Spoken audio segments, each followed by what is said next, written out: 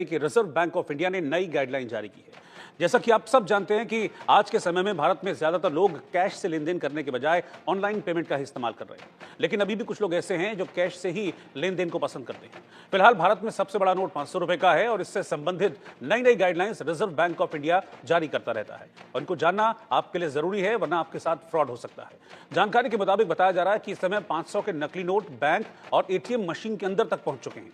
Bank और ATM में लगी हुई आधुनिक मशीनें भी इन नकली नोटों की पहचान करने में असमर्थ हैं, यानी कि उनको पहचान नहीं कर पा रहे हैं कि कौन सा असली है कौन सा नकली है। ऐसे में आपको लेन देन करते समय नोट की जांच करना बेहद जरूरी है, वरना समझ लीजिए कि आप भी नकली नोटों के फ्रॉड में फंस जाएंगे। नकली 500 के नोटों की पहचान करने के लिए हाल ही में आरबीआई की ओर से नई गाइडलाइंस जारी की गई हैं और ये गाइडलाइंस आप अपने टेलीविजन स्क्रीन पर देख पा रहे हैं कि जो ओरिजिनल 500 का नोट है, जो सरकार की ओर से जारी किया गया 500 का नोट है, उस पर नोट पर लिखा जो 500 का अंक है वो पारदर्शी होता है। असली नोट देवनागरी लिपि का इस पर इस्तेमाल किया गया, यानी कि देवनागरी लिपि से इस पर लिखा गया है। असली नोटों पर हिंदी में भारत लिखा गया। ये बहुत बारीकियां हैं जो आपको देखनी होंगी जब आप 500 के नोट को कहीं से ले रहे हैं या एटीएम से निकल रहा है। असली नोट पर अंग्रेजी में इंडिया छोटे शब्दों में लिखा हुआ है। ये असली नोट के पहचान करने का तरीका है और असली नोट पर आरबीआई गवर्नर के हस्ताक्षर भी हैं। ये सारी चीजें हैं जिनका आपको ध्यान रखना होगा। नोट के पीछे लाल किले की तस्वीर छपी हुई है। ये सारे असली नोटों के फीचर्स हैं, क्योंकि जो फ्रॉडिये हैं, जो नकली नोटों के व्यापारी हैं, जो नकली नोटों के तस्कर हैं, वो मिलती जुलती चीजें करने की कोशिश करते हैं, लेकिन पूरी तरीके से उसका असली स्वरूप नहीं दे पाते हैं। तो ऐसे में इस जो प्रॉपर्टीज हैं असली नोटों की, इनके जरिए आप असली और नकली की पहचान कर सकते हैं। आदित्य संवाददाता इस वक्त दिल्ली से जुड़ रहे हैं। आदित्य, हालांकि जैसा कि हमने बताया भी कि अभी आजकल डिजिटल लेन देन काफी ज्यादा है, लेकिन फिर भी नकली नोटों का एक डर, एक भय हमेशा बना रहता है। नकली नोट जो खासतौर पर बड़ा नोट होता है उसमें नकली नोट ज्यादा लेन देन में इस्तेमाल किए जाते हैं। इसीलिए 500 के नोटों को लेकर यह नई गाइडलाइन जारी की गई आरबीआई की तरफ से।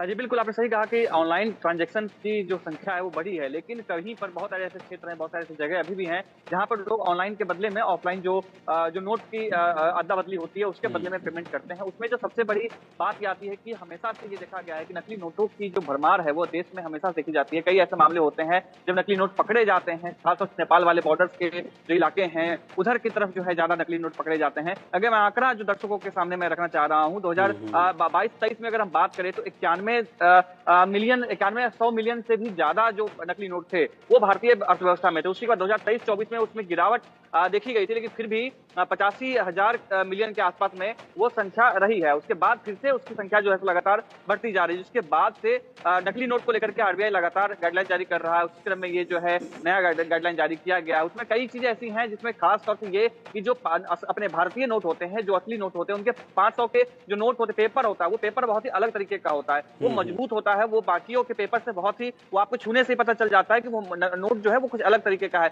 उसमें रंग नहीं उतरते। सबसे खास बात ये होता है कि जो नकली नोट होते हैं उसमें रंग उतरते दिखाई देते हैं, लेकिन जो असली नोट होते हैं उसकी लिमिट जो होती है, उसकी एज जो होती है बहुत ज्यादा होती है। साथ ही साइज की हम बात करें तो जो आरबीआई ने जारी किया है नोट, जो असली नोट है उसकी 66 मिलीमीटर से लेकर के गुने 150 मिलीमीटर, यानी लंबाई जो है उसकी 150 मिलीमीटर होती है, चौड़ाई जो होती है 66 मिलीमीटर होती है। जो उनमें से ये बात करें तो जो 500 के जो नोट है, 500 के नोटों से लिखित देवनागरी लिपि में वो लिखा गया होता है, वो जो ट्रांसपेरेंट होता है, वो दिखाई देता है आर पार में। चित्र की हम बात करें तो चित्र कैसे होते हैं, तो महात्मा गांधी के चित्र होते हैं जिसमें जो प्रमुखता से महात्मा गांधी के नोट जो उसमें दिखाए गए होते हैं। पुराने नोट में भी हमने देखा था, और भारत के जितने भी नोट होते हैं उसमें सब में जो है महात्मा गांधी का जो चित्र है वो होता है। माइक्रोलेटर में इंडिया जो है बहुत ही सूक्ष्म स्तर में लिखा गया रहता है। इंडिया जो जितने नोट हैं 500 के या कोई भी और नोट, उन समय इंडिया बहुत ही सूक्ष्म अक्षरों में लिखा गया होता है। सुरक्षा धागा एक बहुत ही अहम होता है जिससे आम लोग भी उसको देख करके जो है देख सकते हैं। जो सुरक्षा धागा जो है उसमें रंग बदलता है, जैसे आप तिरछा करके देखते हैं ग्रामीण क्षेत्रों में, या पहले हम जब बच्चे थे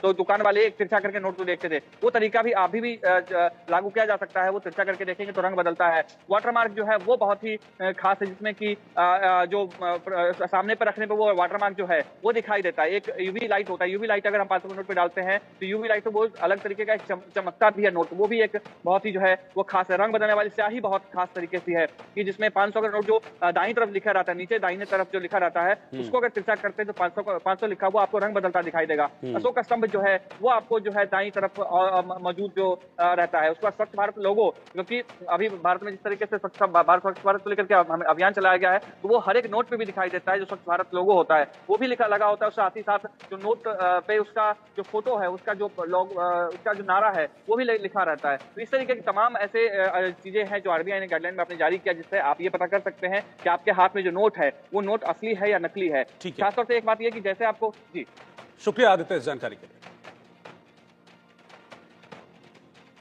और आपके काम की एक और बात मैं आपको बताने जा रहा हूं, वोडाफोन आइडिया का एक जबरदस्त प्लान सामने आया है। वोडाफोन